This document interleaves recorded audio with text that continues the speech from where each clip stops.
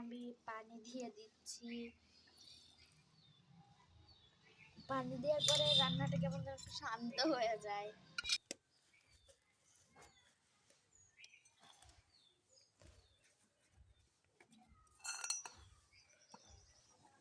আমার এই আগুনের চোখ দিয়ে যে পরিমাণ পানি বের হচ্ছে, যাই হোক এখন আমি ভাত বেড়ে নেব। কালকের তুলনায় ভাতটা অনেক বেশি হয়েছে, কোনো ব্যাপার না, এটা দিয়ে আমাদের দুপুরের খাবার হয়ে যাবে। এখন আমি বেড়ে নেব। ভাতের দানা ফেলতে হয় না, এগুলো আমি তুলে নেব।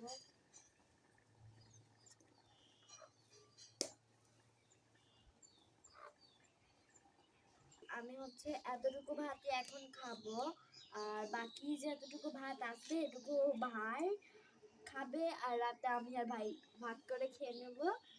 আর এখন আপাতত আমার অত খিদা নাই, যেহেতু আজকে সকালের খাবার অনেক দেরি করে খেয়েছি। আর একটা জিনিস যে এখন চুলার যে পরিমাণ জ্বলতেছে, কিছুক্ষণ আগে আমি এত পরিমাণ কাগজ দিছি তাও এরকম জ্বলেনি। যাই হোক এখন আমি এটা ঢেকে দিই। তরকারিটা কখন হবে আর আমি তরকারিটা দিয়ে ভাত খাবো।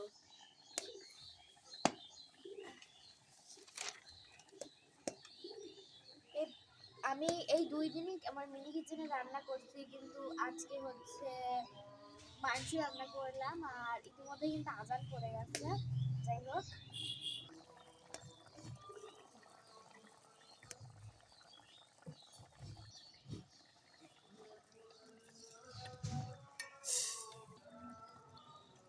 এখন আমি লবণ চেখে নিব।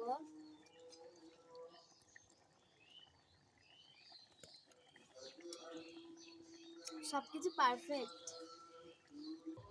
অনেক টেস্টি হয়েছে। এখন কিন্তু তরকারিটার গন্ধও বেরিয়ে গেছে, অনেক সুন্দর কিন্তু গন্ধটা বেরিয়েছে। আমার মনে হচ্ছে আমি এটা খেয়ে ফেলি, কিন্তু দেখে তো মনে হচ্ছে এখনো হয়নি, একটু হবে, দেখা যাক আর কতক্ষণ সময় নেয়। আর ওই সাইডে আপনারা যে ছাগলটা দেখতে পাচ্ছেন সেটা আমাদের কুরবানির ছাগল, অনেক বেশি দুষ্টু, কিন্তু আজকে মানে একদম চুপচাপ বসে আছে, জানি না কেন। তবে ও আমাদের কুরবানির খাসি, ওকে আমরা, আর ওর হয়তো বা ওর মাংস আপনারা আমার কিচেনে দেখতে পাবেন যখন কোরবানি হয়ে যাবে। এখন আমি ভাবছি যে আমি মানে 2 দিন রান্না করলাম, আমার পছন্দ করে রান্না করলাম। এখন আপনারা যদি আমাকে বলেন তাহলে আমি কিন্তু কালকে সেই অনুযায়ী রান্না করব। তো আপনারা তাড়াতাড়ি কমেন্টে বলুন যে আমি কি রান্না করব, তাহলে আমি কালকে সেই জিনিসটাই রান্না করব। তরকারি হয়ে গেছে, এখন আমি তরকারি দিয়ে ভাত একটু টেস্ট করে দেখব। বাবা, আমি একটা লেগ পিস নিয়েছি, আর এখন অল্প একটু ঝোল নিয়ে নিচ্ছি।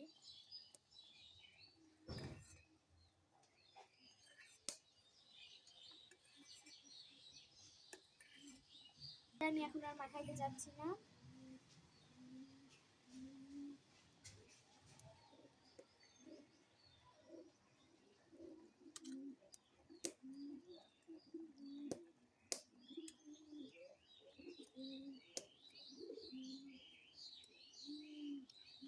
অনেক বেশি মজা হয়েছে, কিন্তু একটু গরম, সেই জন্য অত বুঝতে পারতেছি না, কিন্তু গরম অবস্থায় কিন্তু খেতে অনেক বেশি মজা লাগছে।